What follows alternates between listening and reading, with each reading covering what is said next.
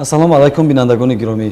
ҳарчанд аз татбиқи низоми электронии пардохти роҳгиро ва назорати сафар дар нақлиёти истифодаи умумии шаҳри Душанбе 3 сол сипарӣ шуд, вале ҳанӯз ҳастанд сокинон ва меҳмонони шаҳри Душанбе, ки ҳангоми истифодабарӣ аз хизматрасонии автобус ва троллейбусҳо аз кортҳои нақлиётӣ, ки асоси татбиқи лоиҳаи ситикорт ба шумор меравад, истифода намебаранд.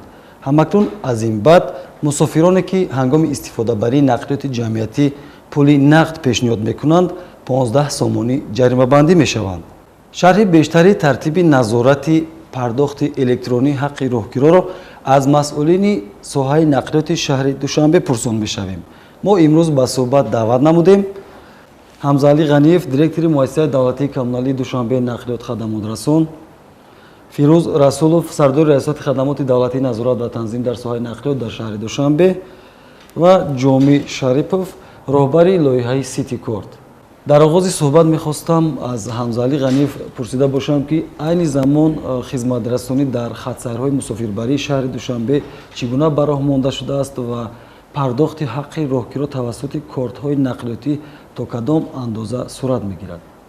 ибтикори бе воситаи асосгузори сурғуваҳдати миллӣ, пешвои миллат муҳтарам ҷаноби олӣ Эмомалӣ Раҳмон ва бо дастгириҳои пайвастаи раис шаҳри Душанбе муҳтарам Рустами Эмомалӣ, соҳаи нақлиёти мусофирбарии пойтахт дар баробари дигар соҳаҳо ба маротиб рушд ёфта истодааст, ки яке аз ин пешравиҳо харидорӣ кардани воситаҳои нақлиёти нави замонавӣ мебошад, ки ҳамарӯза ба хатсайрҳо сафарбар карда мешавад. бояд хай намуд, ки ҳамарӯза дар хатсайрҳои пойтахт 300 адад автобус, 80 адад троллейбус барои меҳмонон ва шаҳрвандони шаҳри Душанбе сафарбар карда мешавад. тавре ба ҳамагон маълум аст, ки қарори раис шаҳри Душанбе аз 31 июли соли 2017 таҳти рақами 419 дар бораи амалисозии лоиҳаи низоми пардохти электронии роҳгиро ва назорати он дар нақлиёти мусофирбарии истифодаи умумии шаҳри Душанбе ба тавсиб расидааст, ки қарори мазкур дар назорати сохторҳои марбута қарор дорад. хуб, тавре огаҳӣ дорем ҷаримабандии мусофирон ҳангоми пардохт кардани ҳаққи роҳгиро ба таври нақдӣ дар асоси тағйирот ба моддаи 295 премия, ки кодекси ҳуқуқвайронкунии маъмурии ҷумҳурии Тоҷикистон амалӣ гардонида мешавад. чӣ зарурат пеш омад, ки ин тартиб ҷорӣ карда шавад? ба ҳамагон маълум аст, ки тибқи кодекси ҳуқуқвайронкунии ҷумҳурии Тоҷикистон аз моҳи декабри соли 2020 бо даровардани тағйиру иловаҳо, яъне бо даровардани моддаи нав 295 прин 1 барои бе пардохти роҳгиро дар нақлиёт сафар кардан ҷаримабандӣ муқаррар гардид ва тибқи ин модда, яъне моддаи 295 прин 1 ба андозаи 4.1 нишондиҳанда, яъне 15 сомонӣ ҷарима муқаррар гардидааст. шурӯъ аз аввали соли ҷорӣ, яъне соли 2021 дар асоси супориши мақомоти иҷроии ҳукумати давлатии шаҳри Душанбе ва алахусус дар асоси нақшаи тасдиқгаридаи муовини раис шаҳри Душанбе сарпарасти соҳа, гурӯҳҳои корӣ аз ҷониби идораву сохторҳо ва мақомоти дахлдор таъсис дода шуданд ва тибқи нақшаи ин гурӯҳҳои корӣ дар автобус троллейбусҳо назорати фаъолияти чӣ ронандагон ва алалхусус мусофиронро барои бепардохти роҳгиро дар давоми 4 моҳ 5 моҳи соли равон корҳои фаҳмондатӣ гузарониданд ва баъдан баъд аз гузарондани ин корҳои фаҳмондатӣ боз ҳам бо ташаббуси мақомоти иҷроии ҳукумати давлатии шаҳри Душанбе ва дар асоси нақшаи алоҳидаи таъсисдодашудаи гурӯҳи корӣ шурӯъ аз 26 майи соли ҷорӣ дар асоси нақшаи тасдиқгарида аллакай корҳои татбиқотӣ, яъне ки худи ҳамин ҷаримабандӣ аз ҷониби ҳамин гурӯҳи корӣ ва хусусан аз ҷониби кормандони раёсати мо ҷаримабандӣ татбиқ гардида истодааст. дар ҳолати ошкор шудани пардохти нақдии ҳаққи роҳгиро ронандагон низ ҷаримабандӣ мешаванд? дар ҳолате ки дар худи солони автобус троллейбусҳо қисми зиёди мусофирон бе пардохти роҳгиро муайян карда шуданд ва дар ин ҳолат тибқи талаботи кодекси ҳуқуқвайронкунии маъмурии ҷумҳурии Тоҷикистон барои вайрон кардани шарту талаботи иҷодоматӣ, яъне риоя накардани қонунзории соҳаи нақлиёт طبق بند یکم هم شرط تفاوت جزئیاتی با ماده 511 قسم 1 باید که خود راننده هم جریمه بندی کرده شود. مبلغ مقرر نموده طبق کودکس این از 5 تن نشان دهنده، یعنی با تاریخ مبلغ از 300 سومونی تا 420 سومونی معین کرده شده است جریمه بندی. جامی شریفов شما بگویید که مسافران وقتی داخل اتوبوس میشوند مبلغی نقدی پیشنهاد میکنند بر راننده، تنگه میدهند، کارت استفاده نمیبرند. آنها مسافران حساب دیده میشوند که راهگیرا پرداخت نکردند، در حالی که علاقه به مبلغ نقدی پیشنهاد کردند. نوبسته از مهلتی بانی هم گویم خطا نمیکنیم. دوامی 3 سال است که لایحه عملی سازی گشته ایستاده است. نوبسته از این مسافران هستند که با پول نقد به رانندگان نقلیات مسافرکشی عمومی پیشنهاد میکنند. اینها طبق مقررات پیش شده اینها به پرداخت حساب میشوند و هنگام معین ساختن چنین حالتها البته نسبت این مسافران چاره‌های دخلدار اندیشیده میشود. کارمندان ریاست خدمات دولتی نظارت و تنظیم در ساحه نقلیات در شهر دوشنبه در اساس کدام سند شامل گروه‌های کاری شدند و نظارت را از بالای پرداخت حق راهگیرا در داخل نقلیات جمعیتی به راه می‌مانند. بعدی با ماده 395 ورود نمودن تغییر لایحه‌ها و همزمان با وکالت همین پرداخت نرخ راهگیرا با ذمه خدمات واگذار گردید. این سندی مهمی اساسی و بدتر از این در اساس خود همین کودکس حقوق مردم جمهوری تاجیکستان طلبات ماده 195 از جانب خدمات دولتی نظارت و تنظیم در ساحه نقلیات ترتیب نظارت پرداخت راهگیرا در نقلیات هنگام سفر کردن لایحه این ترتیب به تصویب رسیده است و در اساس همین سند ناظران و متخصصان ما در یکجایی با گروه کاری فعالیت میوه رو ادامه میدهند. در چند روزه که گروه‌های کاری فعالیت دارند پرداخت الکترونی حق راهگیرا در داخل اتوبوس نظارت میکنند، به کدام نتیجه رسیدید؟ تا این دم نیز گروه نظارتی تفتیشاتی که در زمینه شعبه نظارت و بی‌خطری مؤسسه دولتی دوشنبه نقلیات خدمات رسان تشکیل شده بود، کار و فعالیت خود را همه روزه در همه خط سیرهای نقلیات مسافربر عموم فعالیت میکنند انجام میدادند. نوبسته از این از روزی که گروه های ریدی یعنی گوییم که ساختارهای بین اداروی تأسیس داده شدند ثمره دلخواه داد که در این روزها علاقه ما همگان شاهد گشتیم که شماره استفاده برندگان کارت نقلیاتی دوچند گردید و مسافرانی که تا این دم کارت داشتن و لیکن از آن استفاده نمی کردن علاقه گوییم که با استفاده آن شروع کردند.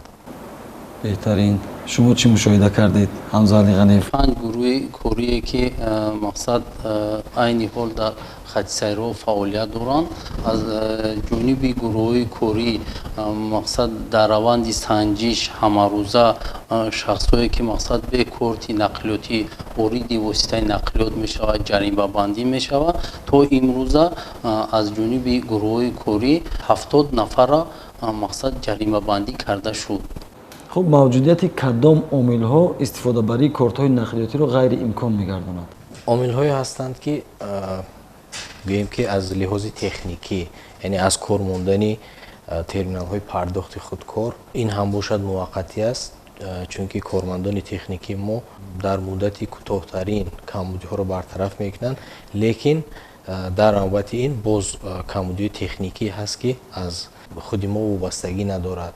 یعنی در این صورت مسافران با گوییم که مشکلی پره نمودن توازن کارت خود دچار میگردند. این حالت ها هستند، لیکن باید قید کرد که هنگامی که توازن کارت یعنی به اتمام رسیده است همون تجهیزاتی که در اتوبوس ها به نام والیداتور نصب شده است همون مسافر را 2 مرتبه پیش از تمام شوی توازن کارت یعنی خبر میدهد مسافر محترم مبلغ شما به اتمام رسیده ایستاده است، لطفاً پیش پرداخت نمایید. یعنی که مسافر را ما آگاه میکنیم که علاقه در فکری پره نمودن توازن کارت خود شوند.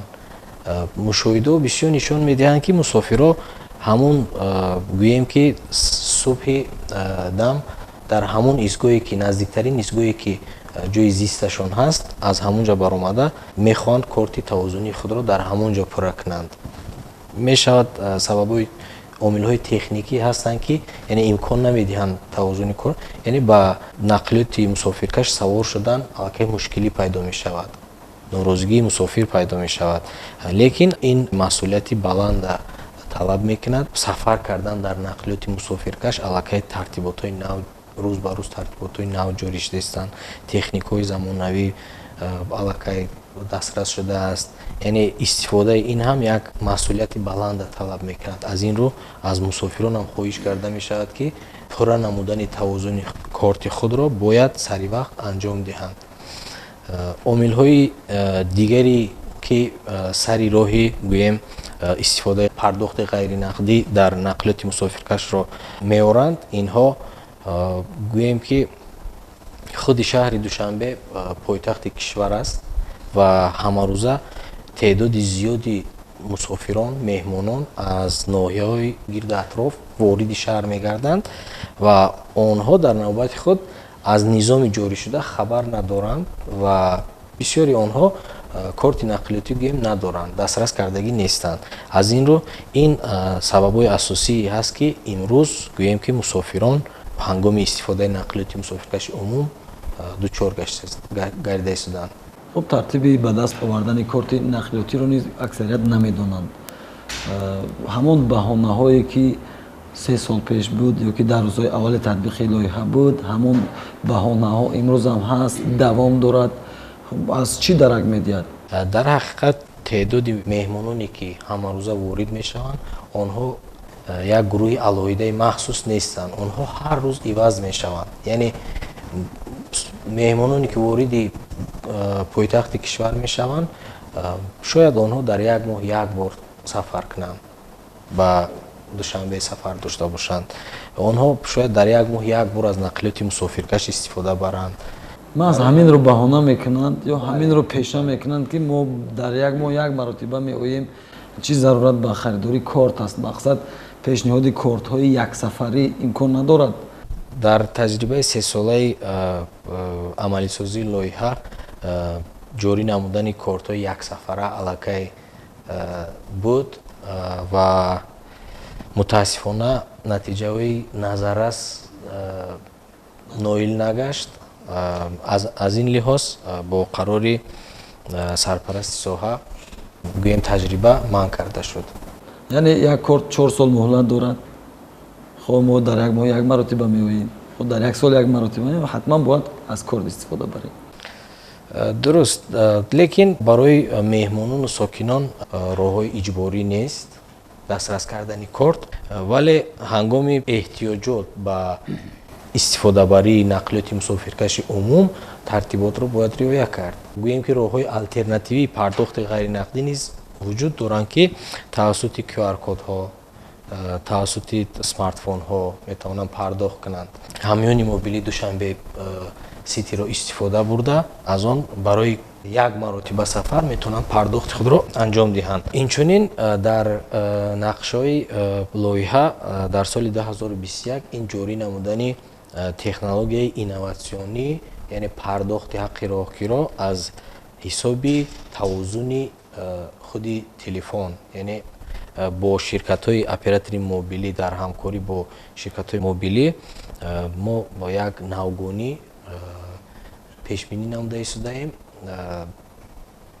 дар ояндаи наздик ҳамин чиза ба роҳ мемонем ки қариб ҳамаи мусофирони нақлиёти мусофиркаш дорои телефонҳои мобилӣ ҳастанд ва онҳо метавонанд тавассути телефонҳои мобилии худ пардохт анҷом диҳанд. ин барои ҳамон нафароне ки дар як моҳ як бор меоянд, барои меҳмонону сокиноне ки гӯем ки кам истифода мебаранд, яъне ҳоҷати аллакай дастрас кардани корти нақлиётӣ нест. шумо кае ки аз нақлиёти мусофиркаш истифода бурдед, ҳамун тартибро гӯем ки истифода бурда пардохти ҳаққи роҳгироро анҷом медиҳед.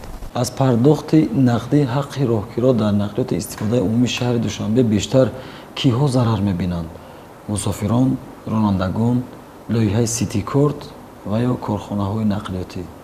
طبق قرار رئیس شهر دوشنبه با راننده مبلغ نقدی پیشنهاد کردن رو حقوق ندارند و راننده از خود مسافر مبلغ نقدی رو طلب کردن حق ندارد.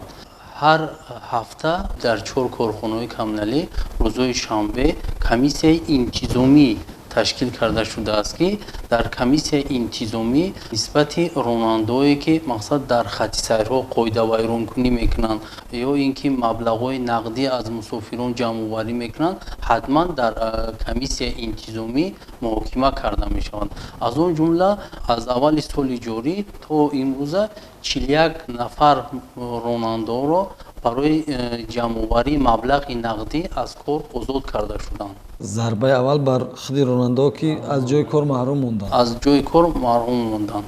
вақте ки мусофир бе пардохти нархи рокиро дар нақлиёт сафар мекунад, албатта ин аллакай ба зарари худи ҳамин мусофир аст ки нисбати вай ҷарима татбиқ карда мешавад. ва дигар дар ҳолати кор вақте ки ронанда маблағи нақдӣ мегирад, дар ин ҳолат нисбат ба худи ронанда ҳам бо моддаи 511 қисми 1 кодиси ҳуқуқи ҷумҳурии Тоҷикистон ҷарима татбиқ карда мешавад. ин албатта зарар ба худи ронанда аст. яке аз ҳадафҳои асосии татбиқи лоиҳаи корти шаҳрӣ ин пеш аз ҳама дар баробари гӯем ки шаффоф гаштани ҷамъоварии маблағ аз тарафи ронандагон ва гардиши молиявии худи корхонаҳои нақлиётӣ, зиёд гаштани даромаднокии корхонаҳои нақлиётӣ ба ҳисоб мерафт ва аз ин лиҳоз ҳолатҳои пешниҳод намудани пули нақд ба ронанда ва ё гирифтани пули нақд аз тарафи ронанда инҳо ҳама гӯем ки зарар аз лиҳози молиявӣ ба корхонаҳои нақлиётӣ ҳисоб мешавад. аз нуқтаи дигар ба худи ронанда ҳам ин аллакай зарар мерасад, чунки дар якҷоягӣ бо корхонаҳои коммуналӣ ва муассисаи давлатии Душанбе нақлиёт хадамотрасон дар асоси супориши муовини раиси шаҳри Душанбе хатсайрҳои пилотӣ ташкил карда шуд ки дар он музди маоши ронанда ҳар рӯз пардохт карда мешуд. яъне асоси ҷамъоварии музди рӯзонаи ронанда ин ҳамон маблағҳое ки воситаи нақлиёт давоми рӯз ҷамъоварӣ менамояд. як ҳиссаи муайяни он музди маоши рӯзонаи ронандаро ташкил мекунад. яъне ба ин васила ронанда аллакай ҳавасманд ҳаст ки чӣ қадар мусофир аз нақлиёт истифода барад тариқи ғайринақдӣ, ин яъне музди маоши ронандаро зиёд мекунад. хуб, лоиҳаи ситикор дар 3 соли фаъолияти худ ба мусофирон чӣ бартариятҳо дод аз нигоҳи қонунӣ ва имрӯз барои ҳавасманд гардондани истифодабарии кортҳои нақлиётӣ кадом барномаҳоро рӯи кор дорад? татбиқи лоиҳаи низоми пардохти электронӣ якчанд бартариятҳоро гӯем пеш овард. ин бошад суръати пардохт тезонида шуд, яъне мусофир имрӯз ба як амал пардохтро анҷом дода вориди воситаи нақлиёт мешавад. яъне тартиби дохилшавии худи ба воситаи нақлиёт низ ба танзим дароварда шуд ки даромад танҳо аз дари пеш ва баромад аз ду дари дигар. дуюм бартарияти гӯем ки татбиқи лоиҳа ин аз байн бурдани муомилоти пулӣ байни мусофир ва ронанда. яъне ҳангоми маблағ пешниҳод кардан ва бақия гирифтан баҳсҳо мешуд ки ман бақия нагирифтам, ту бақия маро надодӣ ё ки шумо пардохт накардед. баҳсҳои гуногун мешуд. инҳо ҳама аз байн рафтанд. амалиётҳои гӯем ки рӯзона, яъне ҷамъоварии маблағ шаффоф шуд. ба таври онлайн шахсони масъул, роҳбариятҳои корхона, муҳосибони корхона ва шахсҳои мутасаддӣ аллакай дастрасӣ ба низоми электронӣ доранд ки ба таври онлайн метавонанд аз раванди фаъолияти воситаҳои нақлиёт ошноӣ пайдо кунанд. бартарияти дигар ин категорияи алоҳидаи аҳолӣ ҳаст ки аз имтиёзҳои худ бархурдор гардиданд. яъне ин ҳамон табақаи аҳолӣ ки пештар бо пули нақд ворид мешуданд, имрӯзҳо шумораи зиёди онҳо дорои кортҳои ройгон ҳастанд ки аллакай аз нақлиёти мусофиркаши умум ба таври ройгон истифода мебаранд. иловатан бо қарори муҳтарам раиси шаҳр таҳти рақами 101 донишҷӯён соҳиби 30% тахфиф гаштанд. дар асоси қонунгузорӣ наврасони аз 5 сола то 12 сола соҳиби 50% имтиёз ҳастанд ки бо кортҳои махсуси тарофаи наврас пайваст мегарданд ва танҳо 50% ҳаққи роҳгироро пардохт менамоянд.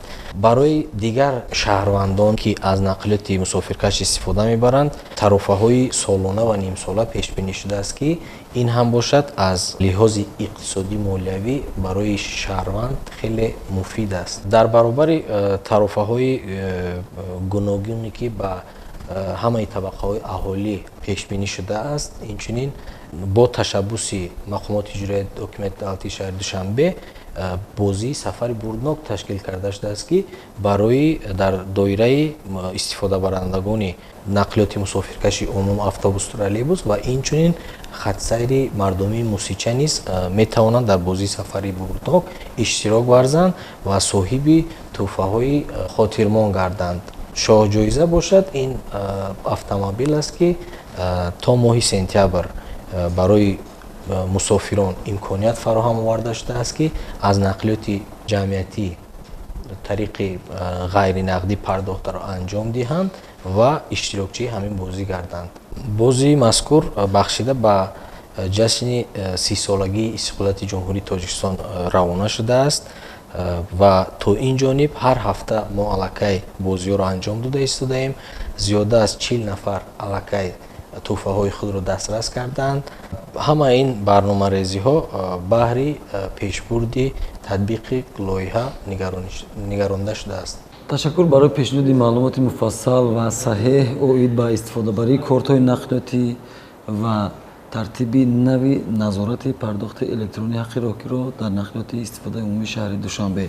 бинандаҳои гиромӣ, инҷо суҳбатро ба интиҳо мерасонем. дар тақвияти гуфтаҳои ҳамсуҳбатонам аз шумо даъват ва хоҳишамон ин аст ки ҳангоми истифодабарӣ аз хизматрасони автобус ва троллейбусҳо аз кортҳои нақлиётӣ истифода намоед. Сарбаланду хонаобод бошед.